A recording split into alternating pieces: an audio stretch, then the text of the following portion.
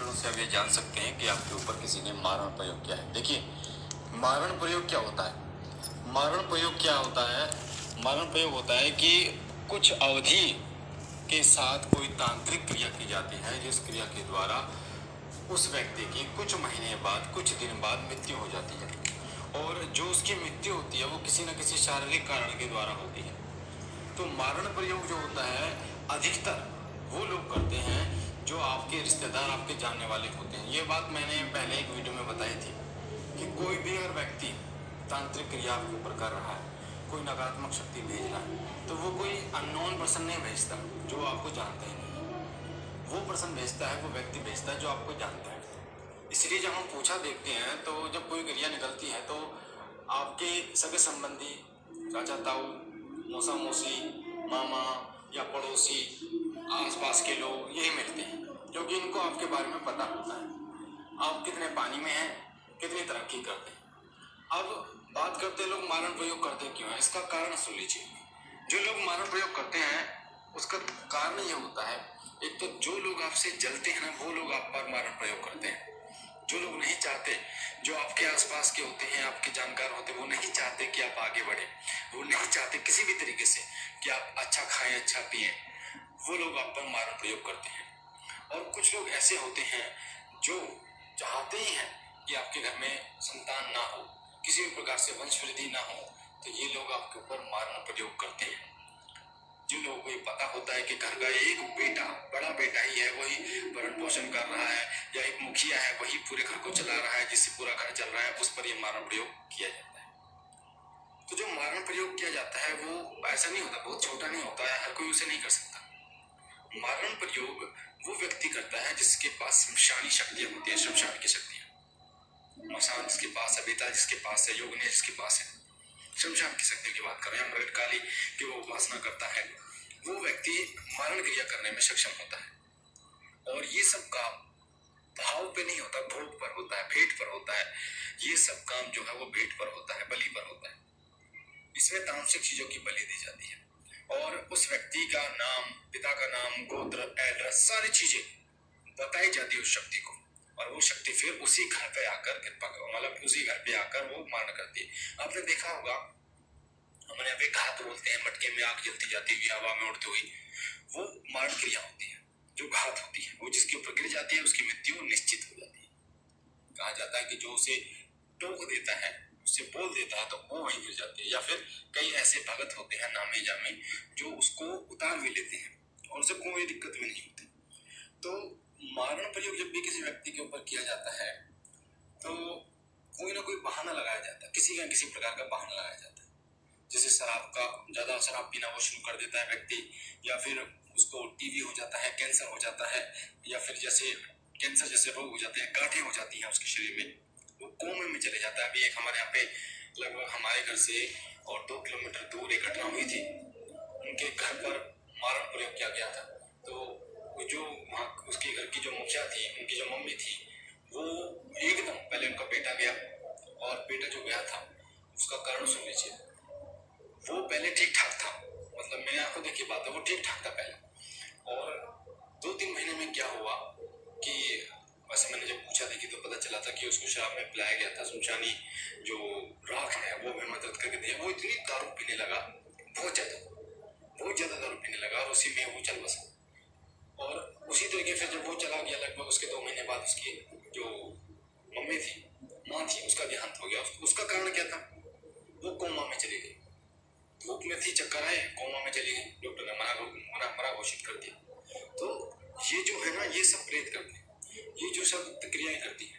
या फिर किसी व्यक्ति के ऊपर सूखा मसान लगा दिया जाता है, जिससे खून की कमी हो जाती है, पानी खून को पानी बना देता है, सूखे मसान शरीर को लगे भेज दिया जाता है, या फिर मानसिक संतुलन बिगाड़ दिया जाता है।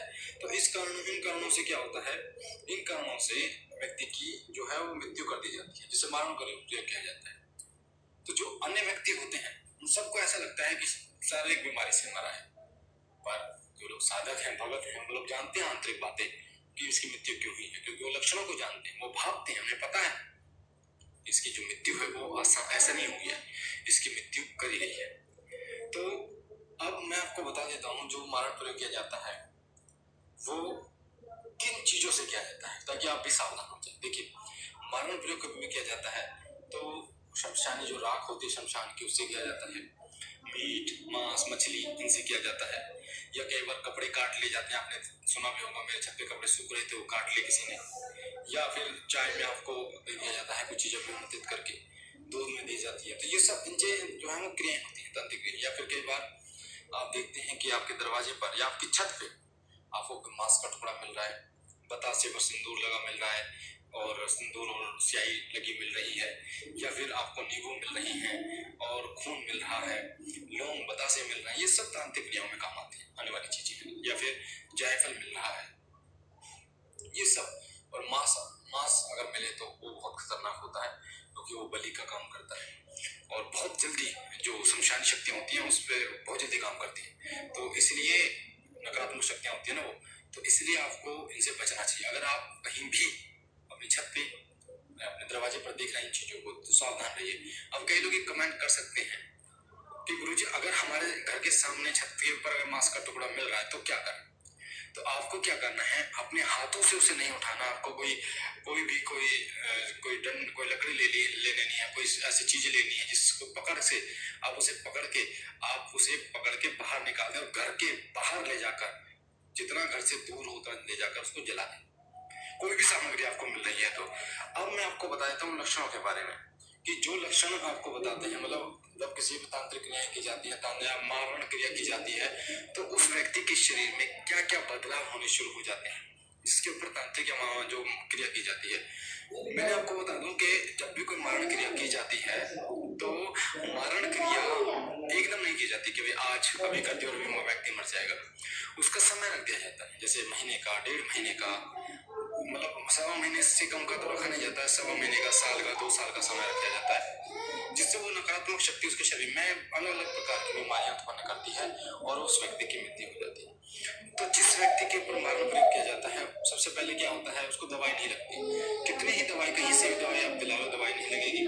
उल्टी दस्त इतने हो जाएंगे, उसके शरीर में पानी की कमी हो जाएगी और वो कुछ खाएगा नहीं, कुछ भी खाएगा उल्टी हो जाएगी और दस्त, ये उल्टी दस्त चलते रहेंगे, चाहे वो उसको ड्रिप लगा ले, कुछ भी लगा ले, वो चलते रहेंगे और खून का पानी उसका बन जाएगा। शरीर, हाथ जो है ना, वो छोटे छोटे पतले पतले हो जाएंगे, हाथों में खून नहीं दिखेगा आपको, सफेद सफेद हाथ हो जाएंगे, चेहरा सफेद पड़ जाएगा उस व्यक्ति का, वो बिल्कुल कमजोर हो जाएगा। कुछ खाएगा तो उसे तुरंत जो है वो उल्टी आएगी।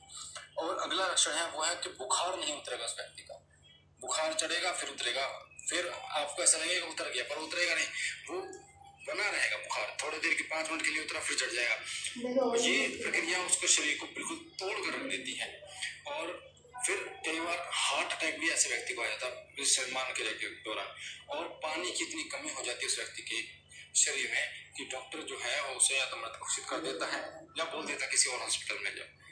ये सब बदलाव उसके शरीर में होने शुरू हो जाते हैं। वो अपना दिमाग नहीं लगा पाता, कुछ सोच नहीं पाता, उसका दिमाग नकारात्मकता में इतना बढ़ जाता है। कई लोग ऐसे होते हैं कि विचारों को, नकारात्मक विचारों को उत्पन्न कर देती हैं जो क्रियाएं होती हैं, और व्यक्ति आत्महत्या कर लेता है, एक्सीडेंट अपना कर लेता है, वो सब मरण क्रियाओं को। लास्ट में आपको ये बता दूं, मैं हमारे चैनल का उद्देश्य बिल्कुल भी आपको किसी प्रकार का गुमराह करना नहीं है, विश्वास करना नहीं है। जो हमने महसूस किया, जो चीजें होती हैं चीजों में, भक्ताई में जो चीजें होती हैं, जो तांत्रिक क्रियाओं में जो चीजें होती हैं, सिर्फ उससे आपको सतर्क करना है कि अगर आपको ये सारी चीजें मिले तो इनको जला दें और ऐसे लोगों से बच करें जो आपसे पैसे ले या तांत्रिक क्रियाएं करें। बाकी बाबू भोलेनाथ आपका कृपा करे, आपके घर परिवार पर कृपा करे, सदैव आपको खुश रखें। मिलते हैं एक नई जानकारी के साथ, तब तक के लिए ओम नमः शिवाय, ओम नमः शिवाय।